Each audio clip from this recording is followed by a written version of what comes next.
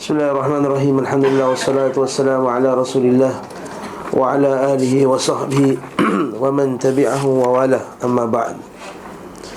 Berkata penulis rahimahullahu ta'ala pada muka surat 121,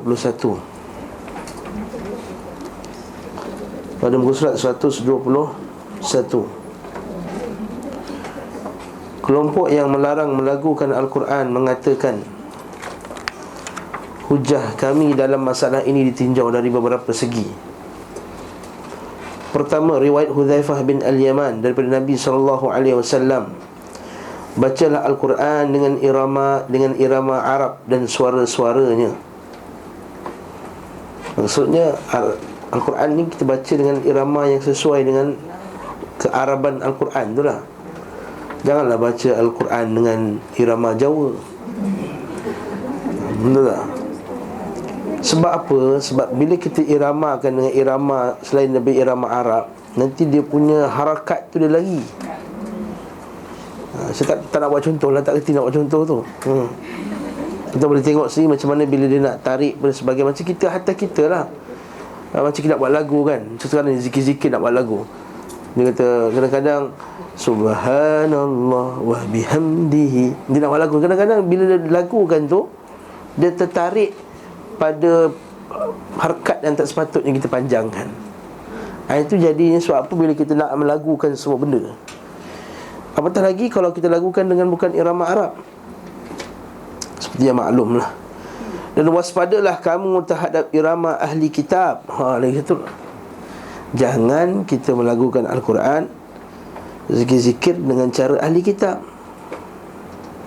Faham tak ahli kitab macam mana? Tengok Sister Act 1, 2, 3, 4, 5. Sister Act ada sampai 5 tak? Dua je. Sister Act, tak tengok Sister Act.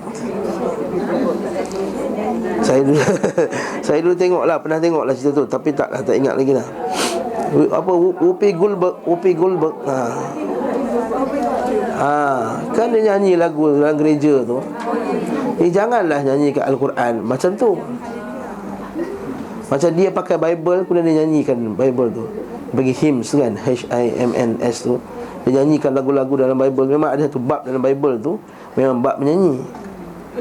Lalu dia nyanyikan lagu-lagu tu apa semua dengan tarian-tarian yang tertentu. Al-Quran bukan macam tu. Nampak ni kata Hudzaifah Al-Yaman, jauhilah kamu akan irama ahli kitab serta ahli fasik. Apa ahli fasik? Iaitu ahli muzik, ahli fasik. Sesungguhnya akan datang sesudahku suatu kaum yang melantunkan Al-Quran seperti irama lagu dan ratapan. Ia tidak melewati tenggorokan mereka. Kat sini tenggorok ni. Maksud tak melewati tenggorok mereka tu sama ada dua lah. Iaitu dibaca tak ada pahala maksudnya, ataupun dia baca tak sampai ke hati. Hati mereka terfitnah. Fitnah apa ni? Terfitnah iaitu dibalakkan dengan kesesatan, dengan menganggap bahawa benda tu benda yang bagus. Menganggap dengan melagukan Al-Quran macam bahawa ni lah bila mereka bacakan Al-Quran irama Jawa tu, dia kata Al-Quran ni bukan untuk orang Arab je. Tak ada dalil larangan yang kita tak boleh melagukan Al-Quran. Ialah lagu Al-Quran tu Arab, tapi tak boleh kita lagukan. Tak ada larangan, memang tak ada larangan. Tapi baca Al-Quran ala hadis Nabi SAW, dengan di atas petunjuk Nabi Muhammad SAW. Dan hati orang-orang yang takjub dengan urusan mereka. Hadis diriwayatkan oleh Abu Hasan Ar-Razi dalam kitab Tajridus Shihah, dan Abu Abdullah Al-Hakim At-Tirmidzi dalam kitab Nawadhir Usul. Hadis ini dijadikan hujjah oleh Al-Qadi Abu Ya'la dalam kitab Al-Jami'. Di samping itu, beliau berhujjah pula dengan hadis lain bahawa Nabi SAW menyebutkan tanda-tanda kiamat serta beberapa yang lain. Dan di antara perkara yang beliau sebutkan adalah Al-Quran akan dibuat bagaikan seruling. Maksudnya Al-Quran tu hanyalah sebagai untuk menyedapkan muzik je. Nak kahwin, baca Quran dulu, kononnya nak ambil barakah. Lepas tu 5 minit pertama je baca Quran. Sampai habis majlis, muzik tak habis-habis, ya? Zapin lah, mapin lah, apalah semua macam-macam lah. Mereka mengedepankan seseorang yang tidak lebih mahir membaca dan tidak pula lebih utama di antara mereka. Mereka tidak mengedepankannya kecuali untuk melantunkan lagu bagi mereka. Itu je cerita dia. Sekadar nak bagi ada lagu. Patutnya baca Quran. Memang ulama salaf dahulu, bila dia nak mulakan satu majlis, sebahagian daripada mereka ni suka mulakan dengan bacaan Al-Quran, macam kita buat sekarang ni. Memang betul. Hatta bacaan hadis sekalipun, majlis bacaan hadis ni kadang-kadang dia mulakan dengan bacaan Al-Quran. Tujuannya supaya kita dapat pengajaran daripada tu, bukan sekadar nak bersedap-sedap dengan Al-Quran tadi. Oleh itu, kalau kita tengok nas ini, dalil ini pertama, yang hadis Hudzaifah Al-Yaman ni menjadi dalil kepada orang yang melarang untuk kita melakukan Al-Quran. Mereka berkata, Ziyad An-Nahdi datang kepada Anas radhiyallahu anhu bersama para qurra, iaitu orang-orang yang pandai membaca Al-Quran. Lalu dikatakan padanya, bacalah. Maka dia mengeraskan suaranya dengan berirama, dan beliau seorang memiliki suara yang nyaring. Anas menyingkap wajahnya yang tertutup sehelai pakaian hitam dan berkata, Wahai engkau, bukan demikian yang dahulu mereka lakukan. Mereka tu merujuk pada siapa? Para sahabat radhiyallahu ta'ala anhum. Ini dalil bahawa, nampak tak? Para sahabat ini dia berdalilkan dengan perbuatan sahabat. Jadi kat sini, biasanya apabila engkau melihat sesuatu yang diingkarinya, maka disingkapkan helai kain tersebut dari wajahnya. Mereka berkata, Nabi SAW pernah melarang seorang muazzin yang melantunkan azan dengan berirama. Maksudnya irama yang berlebih-lebih lah. Dia nak azan, dia lampau-lampau sangat dia punya irama. Nak sedapkan azan tu kan. Pernah tengok tak orang yang berduit ketika azan tu? Kan? Dia punya azan tu macam dia tengah menyanyi, tak ada rasa nampak macam takwa kepada Allah Ta'ala. Tak sepatutnya macam tu. Dia nak lawan siapa tarik lagi power. Betul. Ada setengah-setengah golongan yang pandai baca Quran ni, dia buat satu majlis, minta maaf lah kalau terkena, nasib lah. Tak cerita tak. Majlis kadang-kadang sambil duduk minum air, macam orang lepak ni, minum air, ada yang tengah isap kot daun pun ada, apa semua, baca Quran ni. Lepas tu semua tarik lah. Oh Allah, power ni lawan, dia kata. Dia tarik lagi. Faham tak? Maksudnya bila seorang dia tarik tinggi, dia suruh kawan dia lawan lagi pula. Tujuan dia apa? Untuk test siapa power, siapa suara lagi power, lagi tinggi, lagi kuat tarik. Sambil baca Quran tu. Jadi kemudian kata itulah dia majlis ahli Quran. Itu kan majlis ahli Quran. Majlis ahli Quran adalah majlis taqwa. Lagi dia kata apa? Maka Nabi SAW bersabda, sesungguhnya azan itu mudah dan lugas. Mudah dan senanglah. Jika azanmu mudah dan lugas, lugasnya apa? Ada bunyi apa pula tu? Mudah dan lugas sama dia. Bahasa Arab je.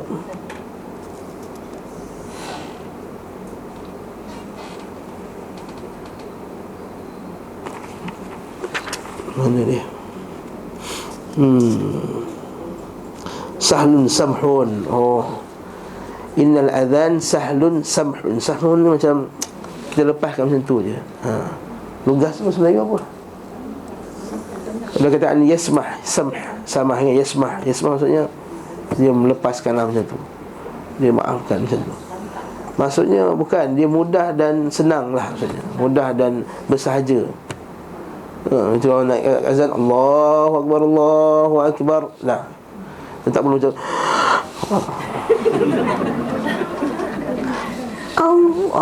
ada gaya lah tu kan, nak kena sampai muka dia macam sampai boleh kena bosi lah kata. Nak tarik tu kuat sangat tu. Okey. Nak tarik kuat sangat. Sebab itulah bila kena orang kena bosi susah nak azan kuat. Bila nak tarik tinggi-tinggi. Innal adhan sahlun samhun fa in kana adhanuka sahlan samhan wa illa fala tu'adhin. Hadis Daruqutni. Masya-Allah, hadis ini cantik ya. Azan itu mudah dan bersahaja saja. Jika azanmu mudah dan bersahaja tadi, maka azanlah. Jika tidak, tak payahlah azan. Senang cerita. Sebab itulah orang kita ni bila suruh azan semua takut-takut, betul tak? Azan, engkau lah. Lah, apa jadi? Dia pasang kaset azan. Abdul Ghani bin Sa'id Al-Hafidh meriwayatkan dari Qatadah daripada Abdul Rahman bin Abi Bakar daripada bapaknya, berkata, adapun bacaan Rasulullah SAW dipanjangkan, tidak ada padanya irama dan bersajak. Mereka berkata melantunkan dengan lagu dan irama berkonsekuensi memberi huruf hamzah pada kata yang tidak ada pada padanya huruf itu. Nak buat contoh pun tak kerti. Sebab kalau kita tengok orang suka lagukan Al-Quran ni, saya tak tahulah macam nak buat, sebab saya pun tak pandai. Memanjangkan kata yang tidak panjang, betul tak? Dia dengung 2 harakat je, dia bantai sampai 5 harakat dengung. Sebab nak sedap.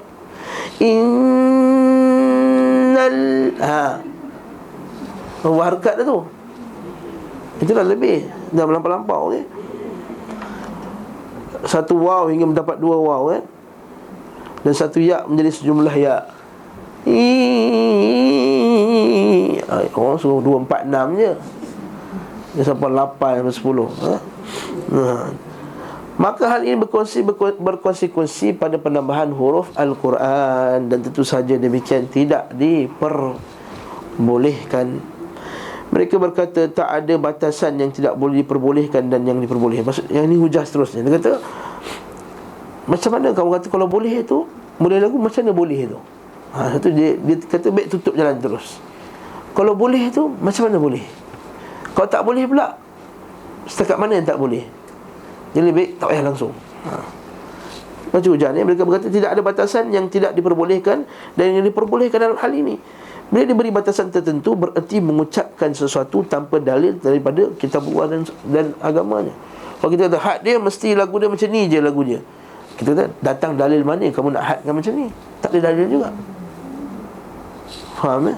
Sementara bila tidak diberi batasan, saya akan bebas. Kau tak batas pula, bebas lah tu. Jadi lagu Jawa, lagu Siti Nurhaliza, lagu apa semua keluar. Pernah dengar orang baca Quran lagu Siti Nurhaliza? Lagu baca Quran lagu Siti Nurhaliza, baca Al-Quran rentak Hindustan, baca Al-Quran rentak Qabi Kushika Bigem pun ada. Kalau giling tu saya dah tengok lah cerita tu, maksudnya lagu Hindustan dah tengok. Sebab jarang tengok YouTube. Saya rajin. Ada yang Siti Nurhaliza pada baca Quran lagu rentak Siti Nurhaliza ni, lagu kan, lagu Cindai ke lagu apa tak ada baca. Inna a'tayna. Kalau kau ada orang main macam tu. Saya pernah tengok satu majlis orang baca kan. Ada yang baca Al-Quran, dia lagukan lagu P.Ramlee pada. Kita pernah tengok. Kita tengok depan. Mungkin tak keluar TV, tak keluar YouTube, tapi kita pernah tengok orang depan. Sebab dia pandai melagukan, jadi dia cuba lagukan Quran. Nak pula lagu P.Ramlee. Sebab lagu P.Ramlee ni dia punya macam pakar benar lagu. Orang tu katalah, orang yang menyanyikan tu kata, sebab lagu P.Ramlee ni dia ikut rentak Arab. Dia ada rentak lagu-lagu Quran. Jadi dia kata memang kena. Innalillahi wa inna ilaihi raji'un. Al-Quran ni buat seronok macam tu. Sementara bila tidak diberi batasan pula, nescaya orang akan bebas melakukan semaunya dengan mempermainkan suara, nampak, memperbanyakkan irama, menggunakan semua jenis nada dan ketukan yang merupakan nyanyian, sebagaimana dilakukan kebanyakan orang yang melantunkan syair. Syair kan kita boleh tarik kan, suka hati kita. Atau kebanyakan pembaca Al-Quran di hadapan jenazah, atau kebanyakan pembaca Al-Quran yang mengandalkan suara, di mana perbuatan ini berkonsekuensi perubahan pada kitabullah dan melantunkannya seperti lantunan syair serta nyanyian. Dah tashbih, menamakan macam nyanyian pula. Mereka membaca dengan ketukan-ketukan yang tak ada bedanya dengan nyanyian. Ketukan itu maksud dengan ranam-ranam, dengan lagu, dengan bentuk-bentuk. Termasuk pula sikap lancang terhadap Allah dan kitabnya, mempermainkan Al-Quran dan cenderung pada hiasan syaitan. Nak jadikan Al-Quran tu macam muzik, hiasan syaitan. Sungguh tak seorang pun yang memperbolehkan hal itu di antara para ulama Islam. sudah diketahui bahawa melantunkan dengan irama dan melakukan adalah jalan yang dapat menyampaikan kepada hal-hal tersebut. Maka melarangnya sama seperti melarang perkara-perkara yang mengarah kepada perkara yang haram. Di akhir argumentasi perhujahan kedua kelompok serta hujah-hujah yang dapat mereka kemukakan. Dan ada dua hujah, satu hadis Musa Asy'ari tadi, kalau aku boleh nak elokkan suara aku elokkan suaraku. Nabi SAW nak dengarkan daripada para sahabatnya supaya Nabi nak dengar suara yang sedap. Dan ini pula gabungan daripada nas ini pula yang Nabi SAW melarang daripada mengiramakan Al-Quran tadi. Maka Al-Imam Ibn Qayyim Al-Jauziyah buat dua kesimpulan. Cantik kesimpulan ni. Pertama, apa yang menjadi tabiat yang dilakukan secara spontan. Maksudnya kita baca Quran, kita secara spontan, perasaan tu datang, lalu kita pun melenggukkan secara spontan, tanpa memaksakan diri. Latihan atau pengajaran. Tak payah pergi kelas sampai tiap-tiap minggu pergi kelas nak melagukan Quran je. Kalau kelas melagukan Quran pun tak payah buang masa kat situ. Apatah lagi kelas melakukan berjanji, lagi tak payah pergi. Nampak tak? Ini tiap-tiap minggu makcik-makcik dia kumpul, kita buat kelas berjanji apa semua. Buang masa, banyak lagi kita tak tafsir. Quran ada 6,236 ayat. Kalau satu minggu dapat baca 3 ayat, ada berapa minggu tu? 3,000 minggu. Sempat mampus tak dapat lagi baca lagi. Jadi jangan buang masa pada benda-benda yang tak sepatutnya kita buang. Maka secara spontan lahirlah irama tersebut. Macam kita dengar Sudais, macam kita dengar Syurim, kita dengar Mahir wa Aiqili. Irama tu ada, tapi bukan irama yang dibuat-buat. Okey.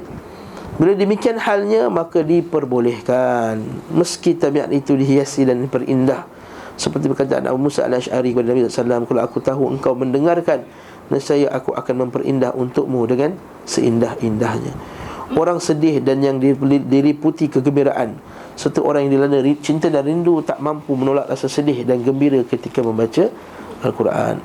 Akan tetapi jiwa-jiwa menerimanya dan merasakan kemanisannya kerana selaras dengan tabiat. Tidak dipaksakan, tak dibuat-buat. Macam kita nak buat-buat gembira, boleh tak? Mana boleh. Buat-buat sedih tak jadi over nanti. Ini ia adalah kebiasaan, bukan dibiasakan, dan sifat dasar, bukan dipaksakan. Inilah yang dilakukan kaum salaf serta mereka dengarkan. Ia adalah melakukan yang dipuji dan yang disanjung. Ini pula yang memberi pengaruh pada pembaca dan pendengar. Atas pengertian inilah difahami dalil-dalil mereka yang memperbolehkannya. Cantik tak? Kedua, ini tak boleh. Apa-apa yang dilakukan dengan dibuat-buat, bukan kerana tabiat, bahkan ia tidak dapat diperoleh kecuali dengan susah payah. Itu yang sampai terkemut-kemut muka tu. Tarik kan, nak tarik ikut lagu tu. Okay? Muka dia sampai dah nak bertembung dah ikut kening tu. Dia punya muncung nak terkena kat hidung.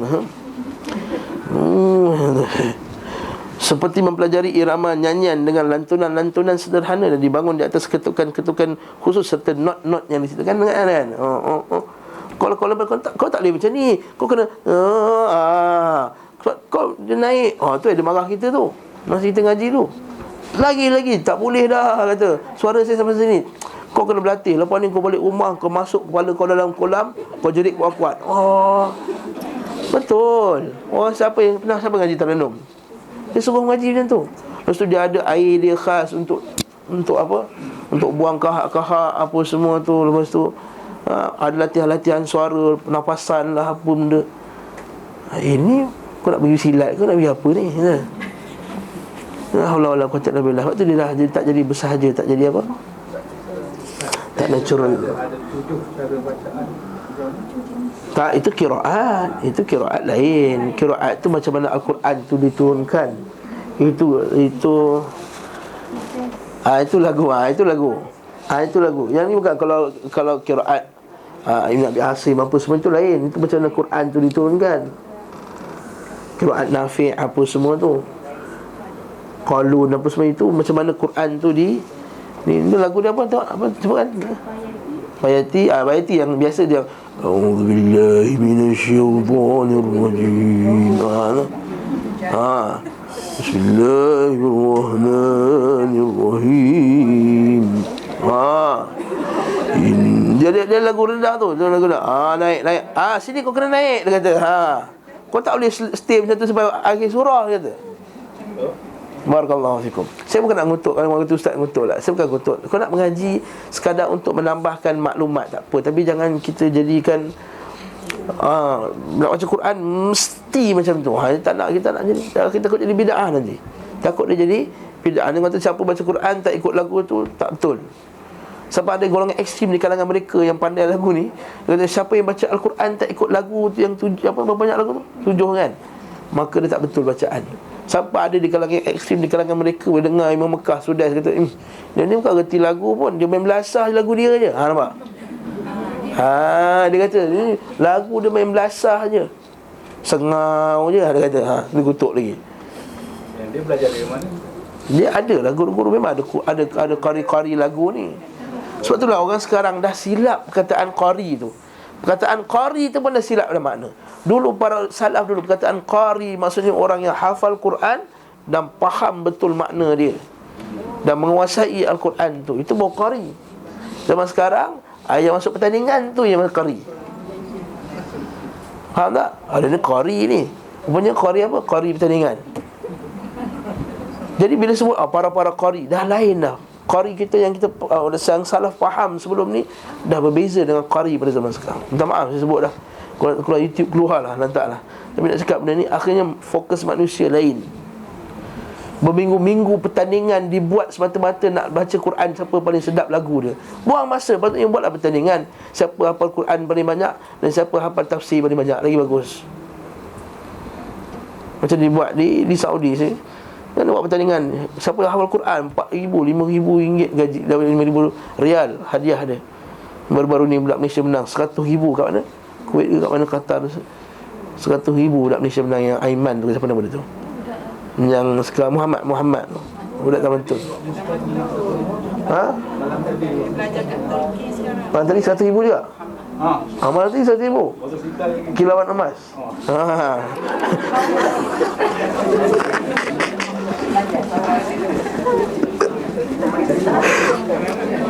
Kilauan emas tu jauh sangat. Ustaz, jadi yang melagu-melagukan mungkin dari Nusantara ataupun dari bahasa Arab? Arab dah ada dah. Arab juga. Arab dah ada dah. Kilauan emas tu jauh sangat lah. Itu dah, itu seberang sungai. Dia cerita Al-Quran ni. Itu pun sama kan tu. Allah musta'an. Mula ada bintang kecil, lepas tu ada kelebihan Fantasia. Kilauan emas. Maksudnya kilauan kubur kata dia tu. Ramayan kubur. Allah musta'an. Okey, dapat kat sini tak, not yang diciptakan. Ni lah dicipta, dia reka mesti lagu ni macam ni. Oh re mi fa sol la ti do. Macam tu. Jadi dia baca Quran tu kena ikutlah dia rentak tu. Jenis inilah yang tidak disukai kaum salaf. Mereka caci dan cela. Caci dan cela, salaf cela tu. Mereka melarang dan mengingkari membaca Al-Quran dengan cara seperti itu. Dari mereka yang melarang hanya mencakup bahagian ini. Berdasarkan perincian di atas, maka hilanglah kerancuan, kekeliruan, dan menjadi jelas kebenaran dari yang selainnya. Semua yang memiliki pengetahuan tentang kondisi salaf akan mengetahui secara pasti bahawa mereka bersih dari membaca Al-Quran dengan irama-irama muzik yang dibuat-buat, iaitu ketukan-ketukan dan nada-nada yang teratur, terbatas dan tertentu. Lepas tu dia marah kalau kita tiba-tiba lompat lagu. Kau apa pasal kau lompat lagu ni, dia kata. Kita dulu nak haji, kita tak faham sangat set lagu tu. Tu kejap lompat ni, kejap lompat sini, lompat. Kata kau kejap bayati, kejap nahwan, kejap ni. Mana boleh? Kata. Siapa kata mana boleh? Dalil mana? Quran kan tak boleh. Hadis mana kata tak boleh? Yalah, memang tak ada dalil, kata. Tapi tak ada adab dalam Quran. Adab pula bila masa. Bila adab mesti datang dari Quran dan Sunnah juga. Yalah, bukan adab tapi tak syok. Itu tak syok telinga kau. Aku syok je. Okay. Nampak tak? Aku khusyuk je. Iaitu ketukan-ketukan dan nada-nada yang teratur, terbatas tentu. Sungguh mereka sangat takut kepada Allah membaca Al-Quran dengan cara demikian, dengan atau memperbolehkannya. Salah takut. Al-Quran ni kalamullah. Kau nak buat suka-suka hati kau, kau nak pusing-pusing macam mana kau nak baca, tak boleh. Jadi kita baca dengan khusyuk. Diketahui pula secara pasti bahawa mereka membaca Al-Quran dengan sedih dan riang serta memperbagus suara saat membacanya. Terkadang mereka membaca dengan perasaan sedih, terkadang perasaan riang, terkadang dengan perasaan rindu. Seperkara seperti itu telah tertancap dalam jiwa dan tidak dilarang syariat, kerana begitu jauh merasuk ke jiwa. Bahkan syariat membimbing dan memotivasi kepadanya seraya mengkhabarkan bahawa Allah mendengar siapa yang baca Al-Quran demikian. Beliau SAW bersabda, bukan dari kami yang tidak melakukan Al-Quran. Untuk ada ini ada dua pengertian. Pertama, khabar atau akan kenyataan yang kita semua melakukannya, atau penafian bagi mereka yang tidak melakukannya. Faham tak tu? Maksudnya khabar, suruh kita buat benda tersebut, iaitu kita suruh kita melakukan Al-Quran, ataupun penafian bagi mereka yang tidak melakukannya. Maksudnya janganlah baca Al-Quran dengan tak ada perasaan langsung. Itu maksudnya. Straight je kan. Tak faham. Allahu a'lam bissawab. Hadis ni macam mana, Ustaz? Maksudnya bukan meninggalkan kami yang tidak melakukan Al-Quran. Maksudnya yang tidak memperelokkan suaranya ketika baca Al-Quran. Maksudnya tak baca innal ladzina kafaru sawa'un 'alaihim a'anzartahum am lam tunzirhum la yu'minun. Khatamallahu 'ala qulubihim wa 'ala sam'ihim. Mana boleh baca lah yang betul-betul. Dengan tak ada tajwid. Yang melakukan dia akan gunakan hadis. Ya betul. Tapi kita buat kesimpulan tadi kan, yang tak boleh yang dipaksa-paksa. Yang tak paksa macam kita baca lah. Bismillahirrahmanirrahim. Lagu lah tu. Betul tak? Ada nada tak? Maksud kalau tajwid pasal lagu. Cuma berdasarkan orang tu suara sedap tak sedap je lah. Suara saya tak sedap, memang baca tak, imam belakang tak syok lah kan? Kurang sikit lah kan. Orang yang deaf tone, orang putih kata kan, tone deaf. Deaf tone group tu yang rock tu, tone deaf. Okey. Nah, tone deaf tu. Sakit perut dekat kita belakang. Apa dia ni, lagu dia ni kan. Tapi orang yang sedap suaranya, betul lah kita suruh jadi imam bulan Ramadan. Betul lah. Pada masyaikh hebat, Syekh Saleh Fauzan Al-Fauzan, Syekh Ibn Uthaymin, semua tu pakar Quran semua, tapi tak tolak jadi imam. Sebab memang dia baca tak sedap suara dia. Para masyaikh sekalian hebat-hebat Quran, hafal i'rab Quran, memboleh daripada ayat surah pertama sampai surah terakhir. Bukan sekat i'rab, tafsir, maknanya, riwayat, dirayah, apa semua, ikhtilaf apa qiraat pun tahu semua. Tapi tak tolak jadi imam sebab suara tak sedap. Jadi lawah beberapa tahun yang dulu, kalau peserta daripada Bangladesh, peserta daripada Afrika tu memang tak boleh menang je lah. Tak sedap suara dia. Nasib dia lah. Tapi sebenarnya yang sedap-sedap ni tak nak masuk. Saya pernah kenal kawan sahabat kita Afrika, Masya Allah, baca Quran. Masya, hebat gila baca, daripada hafazannya. Tapi ibarat tahu apa nak masuk pertandingan ni. Pertandingan ni untuk menggalakkan orang melagukan Quran, bukan menggalakkan orang baca Quran. Menggalakkan orang melagukan Quran je. Baik kita buat pertandingan hafazan Quran, pertandingan hafazan Quran peringkat antarabangsa, lagi bagus.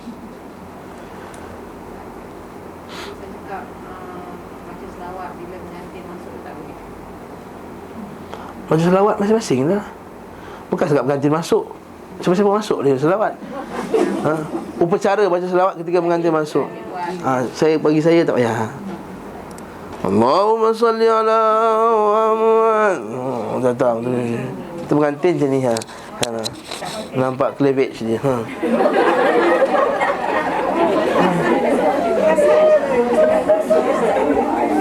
Kasar je ustaz, bukan kasar. Sebab saya pernah tengok hadis tu. Allah beria yang ustaz depan tu.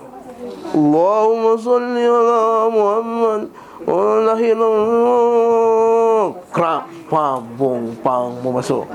Allahu akbar. Allahu akbar. Selawat Nabi masa kita merayakan kelahiran. Sallallahu alaihi Muhammad. Itu lagu siapa? Itu lagu tak tahu. Tak tahu. Original tu. Wallahu a'lam, tak tahu. Tak tahu. Kita ikut lah. Selawat lah. Selawat je lah. Allahumma salli ala Muhammad wa ala ali Muhammad. Cukup. Okey dah lah, jomlah jalan kitab ni. Memang banyak sangat kan ustaz ni kerja dia komen orang. Kita nak baca bab tengok orang sakit ke nak lompat Ramadan? Nak Ramadan. Kalau lompat Ramadan kita buka 199. 199. Tapi minggu depan tak ada kelas Minggu depan tak ada. Minggu lagi insya-Allah ni. Boleh lah. Bulan Ramadan ni kita baca bab Ramadan Okey, kita masuk bab puasa. Fasal petunjuk beliau sallallahu alaihi wasallam tentang puasa. Tanda bab orang sakit ni.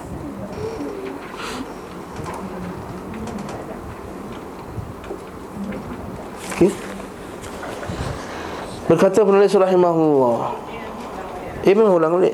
Mesti ulang. Ini tanda beritahu. Saya lupa.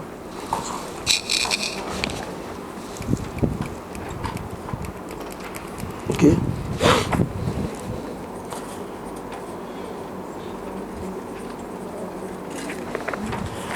Berkata penulis rahimahullah ta'ala, oleh kerana maksud dari puasa. Fasal petunjuk beliau sallallahu alaihi wasallam tentang puasa. Oleh kerana maksud dari puasa adalah menahan jiwa dari syahwat, memisahkannya dari hal-hal yang telah menjadi kebiasaan jiwa. Kebiasaan, maksudnya kita biasa pagi minum kopi, minum teh tarik, apa semua. Allah tak cuba sekali-sekala halang kita punya kehendak tu. Sebab tu kita tahu Ramadan ni kehebatannya dia bukan menghalang benda yang haram saja, dia menghalang benda yang harus pun. Jadi takkanlah kamu boleh halang benda yang harus tapi kamu tak boleh halang benda yang haram. Tak payah. Okay? Dan mengimbangi kekuatan syahwatnya. Okey. Setengah orang bila minum kopi, pagi tak minum kopi, pagi air rasa menggigil badan air. Kan? Dia nak suruh dia nak lawan syahwat. Itu syahwat sebenarnya. Untuk bersiap menyambut apa-apa yang terdapat padanya puncak kebahagiaan dan kenikmatan. Apa benda lah ni? Untuk bersiap menyambut apa-apa yang terdapat pada puncak kebahagiaan dan kenikmatannya. Apa ni? Apa ni? Tiba-tiba ada kemuncak-kemuncak ni, kenikmat ni. Apa ni? Ya Allah, bahayanya ni. Maksud ni apa dia?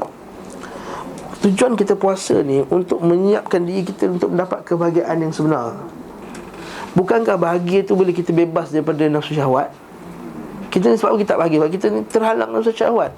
Macam orang isap okok, dia jadi hamba okok dia. Kalau tak ada okok, dia menggigil badan dia.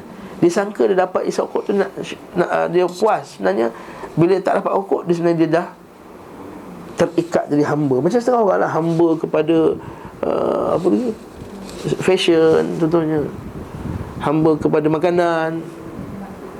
Maknanya kalau dia tak dapat benda tu, dia rasa susah hati, dia rasa tak lepas, dia rasa ada benda yang dia tak dapat nikmat tu. Sebenarnya puasa ni sebenarnya nak jadi kita dapat nikmat tanpa kita terikat pada benda tersebut. Itu satu nikmat yang besar. Satu. Yang kedua, puncak kebahagiaan tu syurga lah. Menerima hal-hal yang mensucikannya berupa perkara yang terdapat padanya kehidupan abadi baginya. Ini syurga ni sebut kan.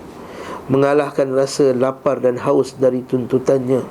Sebab kita ni kadang-kadang tak lapar lagi, takut lapar. Makan-makan, sebab apa? Takut lapar. Dia belum lapar lagi tau. Kan? Kita jangan jauh ni, makan-makan sikit, takut lapar. Sebenarnya tak lapar lagi. Sebab takut lapar je, tak pernah lapar. Kita tak pernah lapar, betul tak? Saya rasa saya tak pernah lapar. Kecuali kalau ada busy sangat pun kita lapar. Maksudnya kita tak pernah rasa lapar yang betul-betul lapar yang mendesak. Sebab kita ada di kiri kanan tu kan. Kalau lalu KLCC tu ada ini, ada apalah, popcorn lah, ini kan ada bubble tea lah, ini kan ada pretzel lah. Bau dia pun dah ni lah. Sebab tu kalau bulan Ramadan tak boleh pergi KLCC. Kalau saya mengingatkannya akan keadaan fizik-fizik dan yang kelaparan dari orang miskin. Tujuan untuk kita faham perasaan rohingya tu. Menyempitkan jalur lintas syaitan Makruf kan, bila kita puasa menyempitkan jalan-jalan syaitan pada hamba dengan menyempitkan jalur makanan dan minuman, mengekang kekuatan anggota badan dari kebiasaannya menambah hal-hal yang membahayakan dunia akhiratnya. Dia lemahkan badan kan, begitu orang puasa kan, tiba-tiba bertakwa aja, betul tak? Nak buat benda jahat pun tak ada tenaga sangat nak buat jahat. Menenangkan setiap anggota badan dan setiap kekuatan yang liar, mengekang dengan kekangannya, maka dia adalah pengekang bagi kaum muttaqin, perisai bagi orang yang berperang, taman orang-orang yang baik dan didekatkan muqarrabin, dan ia khusus untuk Rabb semesta alam di antara lain amal-amal yang lainnya. Biasa kita dengar kan hadis tu kan, kullu amal ibn adam dah illa as-siyam fa innahu li. Setiap amalan anak Adam tu baginya, dan aku akan berinya 110 hingga ke 700 kali ganda kecuali puasa. Hadis yang kita biasa dengar tu. Sesungguhnya orang berpuasa tidak melakukan apa-apa, hanya saja meninggalkan syahwat, makan dan minumnya kerana sembahan kerana Allah. Maksudnya meninggalkan pun boleh jadi ibadah, betul tak? Betul tak? Ibadah ni ulama kata ada dua jenis ibadah. Satu ibadah fi'liyah, satu ibadah tarkiyah. Satu ibadah fi'liyah, satu ibadah tarkiyah, iaitu ibadah yang kita buat. Dan kedua ibadah yang tak buat. Tak buat tu pun ibadah. Kan tak makan tu, tak buat lah, tak buat apa-apa, tak buat. Tak buat itu pun satu perbuatan di sisi Allah, satu ibadah. Faham ke maksud saya ni? Kalau kita faham ibadah tu ada ibadah fi'liyah, ada ibadah tarkiyah, begitu juga bid'ah pun ada bid'ah fi'liyah, ada bid'ah tarkiyah. Siapa yang buat satu yang tak ikut sunnah Nabi, yang dibuat-buat yang baru, maka bid'ah fi'liyah. Maka bila dia meninggalkan sesuatu, kononnya itu part of agama, maka itu ialah bid'ah tarkiyah. Faham tak ni? Contohnya tak nak makan daging. Sebab tak makan daging, kalau darah tinggi lain cerita. Ni tak makan daging sebab dia kata nak jadi seorang yang wali kepada Allah, tak boleh kita makan daging. Ini tak betul. Ini bid'ah, ini bid'ah tarkiyah. Sama kau pakai selekeh je ni, duit banyak pakai selekeh, ini zuhud. Inilah pakaian orang bertakwa. Tak, Nabi pakai macam-macam. Maka kamu meninggalkan pakaian yang elok itu, kononnya zuhud, bid'ah. Bid'ah.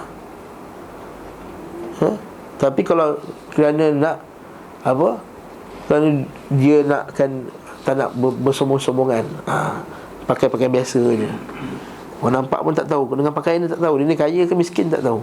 Itu yang lagi bagus. Bukannya untuk sebab kita kata antara riak yang disebut oleh Imam Ghazali ialah riak, dia panggil riak gaya, iaitu dia pakai baju bulu-bulu apa semua supaya nampak dia miskin.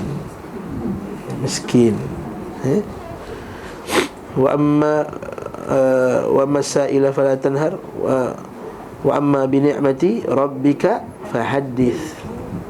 Antara tafsir ayat tu, wa amma bi ni'mati rabbika fahaddith, iaitu kita kalau ada rezeki pakailah jelok sikit. Antara tafsirannya yang nampak macam Tuhan, ya Allah dia ni warak tapi teruknya lah Tuhan Islam ni. Bagi pakainya elok, kecuali memang dia dah miskin tu lain cerita. Lalu ulama salaf seperti Umar Abdul Aziz, dia miskin, pakaiannya bertampal ke 10 belas tampal baju dia, tapi bila depan orang dia pakai baju lain. Dia pakai baju kerajaan, baju sebagai pemerintah. Ini lain, kita depan orang, rupanya kat rumahnya ada Astro Beyond lagi. Kalau kau ni zuhud. Nampak tak? Sesungguhnya orang puasa tidak melakukan apa-apa tadi, sembahannya, maka puasa adalah meninggalkan kecintaan jiwa dan kelazatannya demi mengedepankan kecintaan Allah dan keredaannya. Itu maksudnya. Apa yang kita suka kan, kita suka makan roti canai pagi-pagi, kita minum teh tarik, kita tinggalkan. Ia adalah amal rahsia antara hamba dan Rabbnya. Dia rahsia sebab bila kita tinggalkan, ada siapa dapat nampak tak? Bukan rahsia-rahsia macam tarikat je rahsia tu. Rahsia itu bila kita seorang-seorang dalam bilik pun kita tak buat juga benda tersebut, maka itu rahsia kita dengan Allah Ta'ala. Sama kita jaga mata, kita kena Ramadan, tak ada siapa yang tahu. Dalam kereta, siapa yang nampak. Jaga telinga kita, tak pasang radio dengan muzik, siapa yang tahu. Hanya Allah Ta'ala saja yang tahu. Itu kata dia adalah rahsia antara hamba dan Rabbnya. Solat, orang boleh nampak solat. Aku tak nak nampak pun dia ni solat. Dia ni dah start nak kritik aku, dia pun solat di depan orang. Supaya nampaklah sekali dua dia solat. At least dia jadi solat, aku dah nampak dia solat. Tapi puasa boleh depan orang puasa, tapi di belakang tak puasa boleh. Maka siapa yang berpuasa di depan dan di belakang, maka itu adalah, kita kata inilah rahsia antara hamba dan Rabbnya. Tak ada seorang pun yang mengetahuinya selain dia. Para hamba mungkin mengetahui keadaan seseorang meninggalkan hal-hal nampak yang membatalkan puasa. Adapun keadaannya meninggalkan makan, minum dan syahwatnya demi sembahannya, maka itu adalah perkara yang tidak diketahui manusia. Dan itulah sesungguhnya hakikat puasa. Betul Allah Ta'ala buat ni untuk melatih takwa kan. Puasa memiliki pengaruh menakjubkan dalam memelihara anggota badan yang nampak dan kekuatan batin. Jawarih lah, anggota badan yang nampak ni lah, dan anggota batin kita. Melindungi dari pencampuran yang mendatangkan zat perosak, di mana bila zat itu mampu menguasainya, nescaya akan merosakkannya. Apa zat tu? Nafsu, syahwat, sombong, belagak, apa semua tu lah benda-benda. Dan juga makanan-makanan lah. Kedua, yang bersifat zahir. Kan bila kita puasa, kesihatan, yang tanya Ustaz Ali lah, kena hurai ni memang detail lah. Macam mana buka puasa tu boleh betulkan kita punya perut balik, apa semua, itu cerita lain. Saya tak pandai bab tu, Ustaz Ali. Tapi yang perosak batin ini, ini yang banyak. Bukankah orang yang macam kita lah, kita ada duit, bila kita nak ni kita dapat tak? Teringin nak makan pretzel lah, jom kita pergi kedai tu. Teringin nak makan kuih tiaw Malinja, malam ni kita pergi Malinja. Kuih tiaw Malinja, Ustaz juga yang tahu. Kata Malinja masih baju tu. Nak makan kacang pul sedap, ambil kat tempat ni. Ada tempat ni kan. Ada nak makan durian apa tu, Musang King, pergilah kat PJ. Nampak macam tu lah kita. Bila kita nak, sebab korang semua dah makan dah dulu, sebab tu korang tak buat dah. Kita orang ni muda-muda lagi. Baru nak buat, tak pernah warak ni semua. Itulah kita kan, bila nak dapat tak. Tinginlah nak makan ni ayam bakar, pergilah. Siapa tu orang Solo ke, pergilah dekat sini bawah ni. Jadi bila kita puasa, benda tu kita cuba halang. Benda tu supaya tak sentiasa apa yang nafsu nak je, terdetik je kita ikut. Itu tujuan dia puasa tu. Maka puasa memelihara kesihatan hati dan anggota badan sekaligus, serta mengembalikan kepadanya apa-apa yang telah dirampas tangan-tangan syahwat. Ia adalah penolong paling besar atas ketakwaan, seperti firman Allah, ya ayyuhalladzina amanu kutiba alaikumusiyam kama kutiba alal ladzina min qablikum la'allakum tattaqun. Wahai orang beriman, diwajibkan atas kamu berpuasa sebagaimana diwajibkan kepada orang sebelum kamu, mudah-mudahan kamu bertakwa. Itu poinnya. Takwa tu, itu puasa tu dia train takwa tu. Takwa tu apa? Yang taat kepada Allah fi sir wa alaniyah. Takut kepada Allah dalam keadaan rahsia dan juga berdepan-depan. Sebab itulah kata para ulama, siapa yang elok rahsianya, maka eloklah zahirnya. Siapa nak zahirnya elok, elokkanlah rahsianya. Maksudnya kerahsiaan dia dengan Allah Subhanahu wa ta'ala. Kita kadang-kadang orang bukan main-baik, betul tak? Masya Allah, anak hantar kat depan. Tapi bila belakang punya lain, betul tak? Dengan orang Masya Allah, dengan orang tak sekali macam saya ni ustaz ni, dia cakap depan orang Masya Allah, dengan anak, dengan isteri, dengan orang, ataupun isteri dalam rumah. Kalau dekat depan orang buat kereta accident, Masya Allah, ada kereta potong, teruk betul, innalillah wa inna ilaihi. Kalau tak ada orang, celakalah abang orang. Buat itu maksudnya belum mencapai takwa yang sebenar lah maksudnya. Kan? Masih lagi kita ni berpura-pura di hadapan Allah SWT. Okay? Beliau sallallahu alaihi wasallam memerintahkan mereka yang gelojak, bukan gejolak. Gejolak ke gelojak? Tak tahu saya, gejolak ke tak kisahlah. Ada guru bahasa Melayu sini. Maksudnya dia punya kehendak syahwat ni lah. Untuk menikah sudah memuncak namun belum mampu melangsungkan pernikahan, maka hendaklah berpuasa. Dan beliau SAW menjadikan puasa sebagai kembiri bagi syahwat tersebut. Kembiri itulah kembiri kita. Kucing kita kembiri dengan kucing kita. Apa nama dia orang putih tu? Kita mandulkan dia. Maksudnya kembiri. Kita baca nota kaki bawah 362. Hadis Bukhari, kitab Shaum, Fadhil Shaum, Muslim, hadis Abu Hurairah radhiyallahu anhu, Rasulullah bersabda, Allah Taala berfirman, semua amal anak Adam untuknya kecuali puasa. Sesungguhnya ia untukku dan aku yang akan membalasnya. Puasa adalah perisai. Junnah. As-siyamu junnah, perisai. Dua jenis perisai lah. Satu perisai fizikal, yang kedua perisai spiritual, perisai batin. Perisai zahirnya kesihatan lah. Dan kesihatan kita betulkan balik kita yang perut ni, betul balik kita yang hati apa semua. Yang kedua perisai siri batin, iaitu perisai batin kita daripada benda-benda yang merosakkan kita punya hawa nafsu, yang merosakkan iman kita. Apabila hari di mana salah seorang, dakana yaum sawmi ahadikum fala yarfur wala yaskhab wala yajhal, maka janganlah ia berkata keji pada hari itu, jangan bertindak sia-sia. Jangan bertindak sia-sia. Seorang mencacinya atau memeranginya, maka hendaklah mengatakan, sungguhnya aku sedang berpuasa. Demi zat yang jiwa Muhammad di tangannya, bahawa mulut orang puasa lebih harum insya-Allah pada hari kiamat daripada aroma kasturi yang kita bincang dulu kan. Dengan adakah maksudnya kita disuruh untuk membusukkan mulut pada bulan Ramadan? Bukan. Itu ialah kerana kita tahan makan tu, bau mulut pun keluar, busuk tu keluar. Bagi orang berpuasa, dua kegembiraan apabila berbuka, dan kegembiraan saat ia berbuka, dan apabila bertemu Rabbnya, ia bergembira kerana puasanya. Okey. Hadis nombor bawah lah 363 tu. Riwayat Bukhari dan Muslim, Abu Daud, Nasa'i, daripada Abdullah bin Mas'ud radhiyallahu anhu, yang berkata, Rasulullah SAW bersabda, wahai sekalian pemuda, barang siapa di antara kalian mampu menanggung beban pernikahan, hendaklah ia menikah. Maksudnya dari duit lah. Dari duit lah, mampu dah, boleh beli rumah, boleh beli apa semua. Dari duit lah, nikah lah. Hendaklah ia menikah. Sungguhnya hal itu lebih menundukkan pandangan dan memelihara kemaluan. Dan barang siapa yang belum mampu, hendaklah ia berpuasa. Belum mampu ni belum mampu fizikal, bukan mampu fizikal. Kalau fizikal mana mampu dah, duit tu tak ada. Hendaklah ia berpuasa. Sungguhnya puasa itu kembiri, wijak. Wijak. Maksud kembiri sini adalah berpuasa memutuskan syahwat untuk menikah. Bukan memutuskan, menahan lah. Menahan syahwat. Kalau dia puasa dengan betul lah. Malangnya sekarang ni orang tu puasa betul, tapi orang lain tak puasa tak betul. Kita puasa dah betul lah, orang lain puasa tak betul. Faham tak? Kita jaga kita punya, tapi orang lain tak jaga. Kita masalah juga, pening kat kita kan? Kita jaga puasa kita, tengok Allah, naik LRT sikit pendek dah, susah dah. Nak jaga, takkan nak jalan macam ni. Barakallahu fikum, tak? Nak macam mana? Tu susah tu.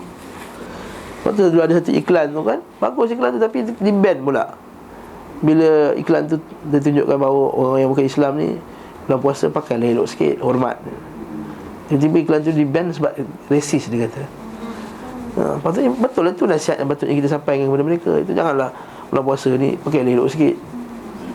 Janganlah pakai skirt pendek sampai baju kau lagi labuh pada seluar kau tu kan.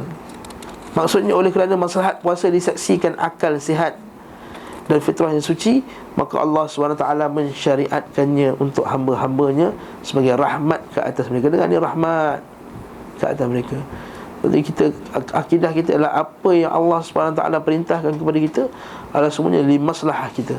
Ingat ni kaedah fiqh, iaitu apa yang Allah Ta'ala perintahkan semuanya untuk maslahat manusia, semuanya untuk kebaikan manusia.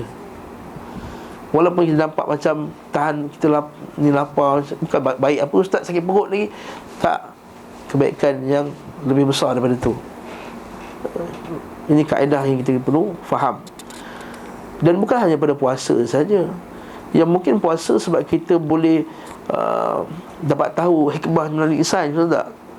Itu yang lain, tuan-tuan berhijab ni, solat, apa lagi, haji kan teruk nak pergi kan, bersesak apa semua, cuaca lagi apa semua, tapi dia adalah rahmat bagi kita sebenarnya. Sama ada rahmat di dunia atau rahmat di di akhirat. Itu je. Kebaikan untuk mereka dan pelindung serta perisai bagi mereka. Adapun petunjuk Rasulullah SAW padanya merupakan petunjuk paling sempurna. Dan bila kita kata ini ibadah yang hebat, maka petunjuk Nabi yang paling sempurna, paling baik dalam meraih maksudnya, serta sangat mudah bagi jiwa. Cara Nabi SAW ajar puasa mudah, InsyaAllah kita dapat pahalanya. Bukan seperti sebagian orang puasa khusus lah, puasa khas lah. Ini tak payah. Kita puasa ikut Nabi SAW, itu puasa yang terbaik. Oleh kerana menyapih jiwa dari kebiasaan-kebiasaan dan syahwatnya merupakan perkara paling susah dan rumit. Menyapih itu apa? Stop lah kan. Macam orang kan menyapih susu, kita stopkan budak tu daripada susu kan. Jadi kebiasaan syahwatnya merupakan perkara yang paling susah dan rumit, maka kewajipan puasa diakhirkan hingga masa pertengahan Islam, sesudah hijrah. Dah tahun kedua dah baru wajib puasa. Okey.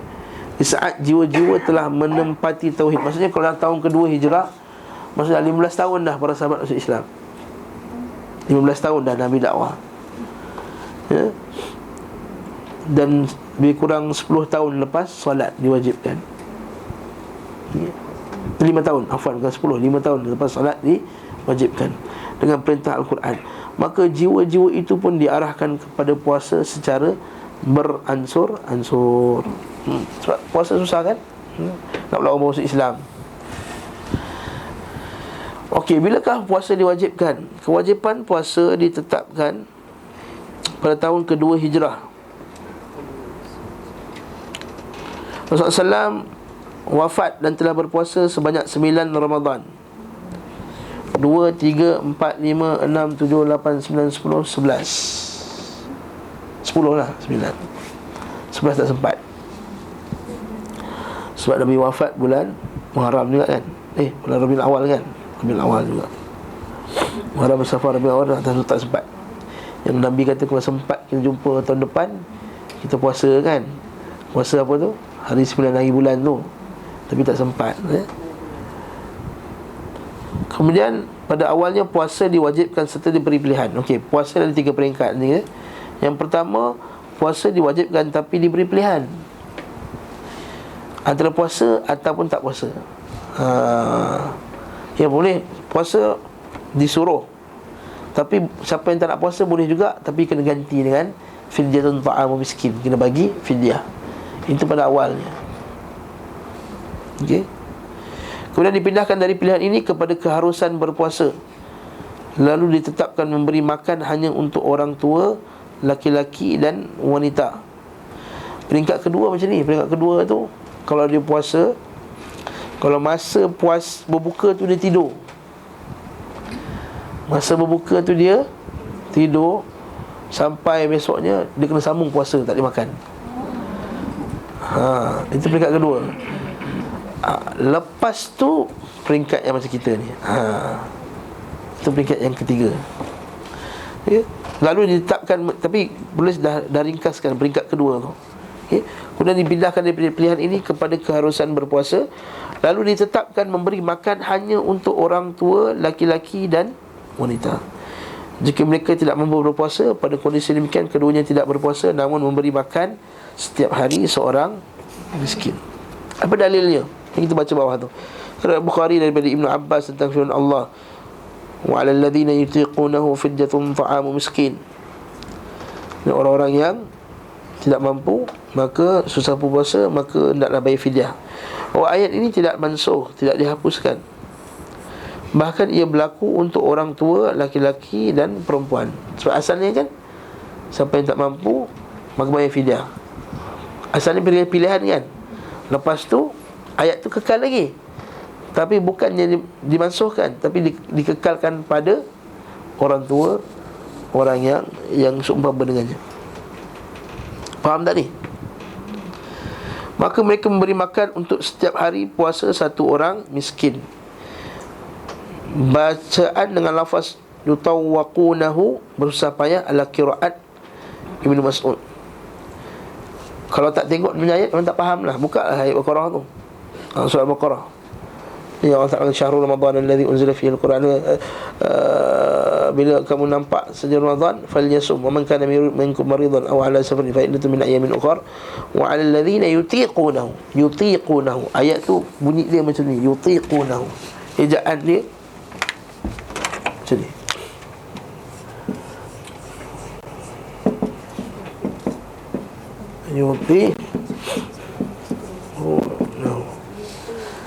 Jadi kalau kiraat yang dibaca oleh Ibn Mas'ud, yutawwiqunahu.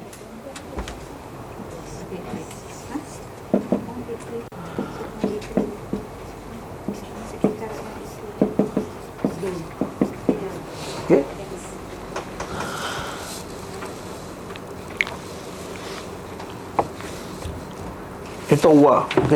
Yutawwiqunahu.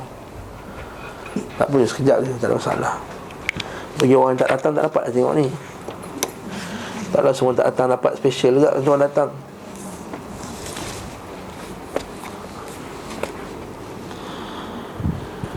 Okey, adapun majoriti membaca dengan lafaz yutiqunahu, mereka mampu. Dalam riwayat An-Nasa'i disebutkan makna yutawwaqunahu, yakni memikul bebannya. Al-Hafiz berkata itulah tafsiran yang baik, yakni mereka melakukannya namun dengan susah payah. Abu Daud dan Abu Tabari meriwayatkannya dari Ibnu Abbas, bagi mereka yang mampu namun tidak berpuasa, maka hendaklah membayar fidyah, memberi makan seorang miskin, ta'amu miskin. Itu fidyah. Berkenaan dengan fidyah dengan macam kita kata orang tu sakit tak mampu puasa, memang confirm tak boleh puasa dah, tak boleh qada dah, maka kita buat fidyah untuk dia. Beliau berkata keringanan ini berlaku bagi laki-laki dan perempuan yang tua, di mana keduanya masih mampu berpuasa namun dengan susah payah. Dibolehkan bagi mereka tidak berpuasa dan beri makan seorang miskin untuk setiap hari puasa. Jika juga wanita hamil dan menyusui jika keduanya khawatir, maksudnya mengkhawatirkan anak, maka mereka tidak berpuasa dan memberi makan. Maksudnya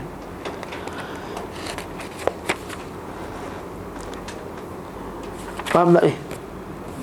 Ini biasa dengar kan? Okey. Sebelah pula, orang sakit dan musafir diberi keringanan tidak berpuasa dan mengganti. Maksudnya dengar tu, diberi keringanan tidak berpuasa, koma, dan harus menggantikannya. Itu maksudnya. Jadi tidak harus, tidak berpuasa dan tidak mengganti, bukan macam tu. Okey, tidak berpuasa dan menggantikannya. Sakit tu pun kena faham lah sakit macam mana. Sakit yang melayakkan tak puasa lah, jangan sakit jerawat besar pun tak nak puasa. Tak boleh. Sakit sakit bisul kat punggung, takkan tak puasa, puasalah. Okay. Sedangkan bagi wanita hamil dan menyusui, jika mengkhawatirkan diri mereka sama seperti itu, wanita menyusui jika mengkhawatirkan diri mereka, ini mazhab Syafi'i dan juga mazhab lain, kalau khawatir diri, dia menggantikan puasa saja. Khawatirkan diri.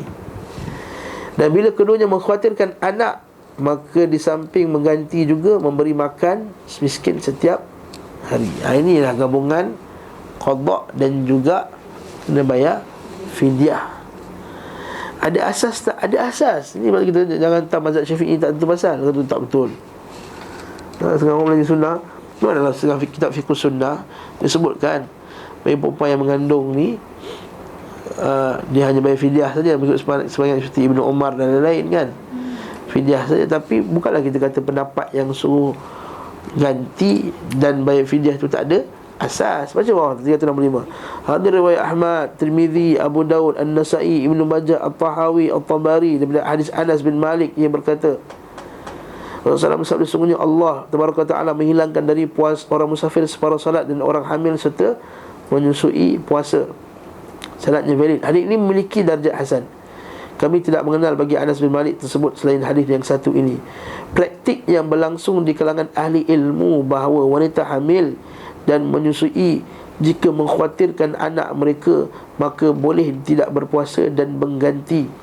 Lalu mereka berpendapat dalam menentukan apakah wajib bagi kedua golongan wanita itu memberi makan ataukah tidak wajib. Sekelompok ulama' berpendapat keduanya memberi makan serta dia mengqadakkannya, mengganti. Pendapat ini diriwayatkan daripada Ibnu Umar, Ibnu Abbas, Ibnu bukan pendapat Mujahid, Asy-Syafi'i dan Ahmad. Pendapat yang valid tak sebenarnya. Sekelompok lagi berpendapat bahawa wanita itu hanya mengganti dan tidak memberi makan seperti halnya orang sakit. Ia pendapat Al-Hasan, Atha' dan Kha'i dan Al-Dhuri. Ia juga berkata Al-Auza'i, Al-Thawri dan penganut mazhab rasionalis. Rasionalis ini ahli ra'i. Kalau rasionalis ni benda pula tu. Ahli ra'i. Ahlur ra'i. Ahlur ra'i ni dari dua aliran, satu ahli ra'i, satu ahli hadis. Ahli ra'i ni yang banyak pakai kias, banyak pakai kaedah-kaedah tu. Ra'a. Dia pakai pendapat. Terus sekali orang dekat Iraq masa tu, kerana kurangnya hadis pada tempat tu, ataupun kurangnya hadis sahih, atau banyaknya orang Syiah, maka mereka pakai ahli ra'i. Itu ringkaslah, cara mudah nak faham. Malik berkata, wanita hamil mengganti dan tidak memberi makan kerana mudarat puasa kembali kepada dirinya seperti halnya orang sakit. Sedangkan wanita menyusui mengganti dan memberi makan. Sebab apa?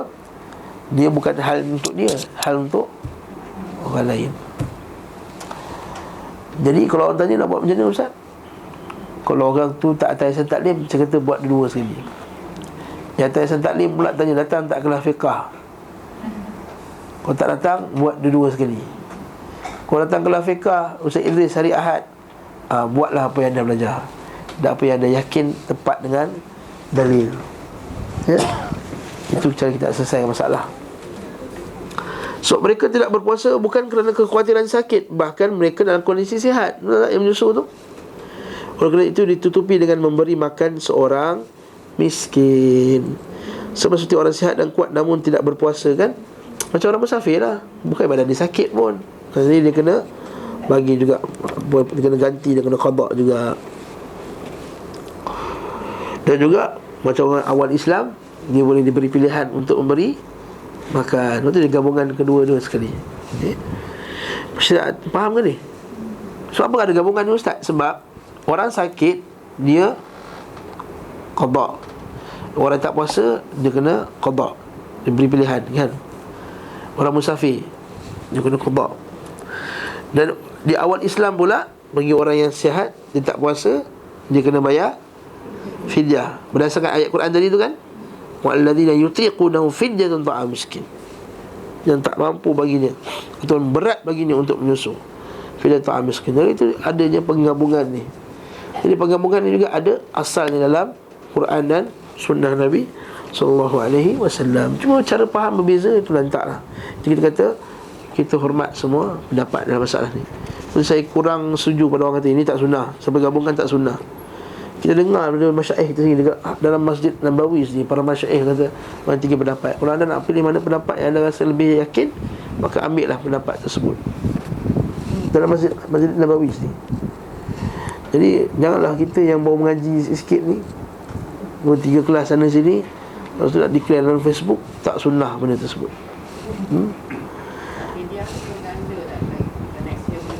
Sebahagian ulama Syafi'i memang disuruh gandakan sebagai apa? Hukuman terhadap dia. Memang tak ada dalil jelas, tapi sebagai hukuman terhadap dia. Namun kalau tak digandakan pun tak ada masalah. Persyariatan puasa terdiri daripada 3 fasa. Yang disebut tadi kan, diwajibkan disertai kebolehan memilih. Diwajibkan yang kedua, disertai penghapusan atas pilihan. Namun orang berpuasa bila tidur sebelum makan, maka haram baginya makan dan minum hingga malam berikutnya. Saya sebut tadi.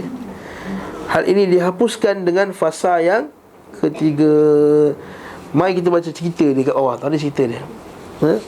Hadis Bukhari, kitab Shaum, Al-Bara' bin Azib, dia berkata, dahulu pada sahabat Nabi Muhammad SAW, apabila seorang berpuasa lalu tiba waktu berbuka, namun ia tidur sebelum berbuka, maka ia tidak makan malam itu, tidak pula siang harinya sehingga sore. Macam 2 hari buka, macam 2 hari puasa kan.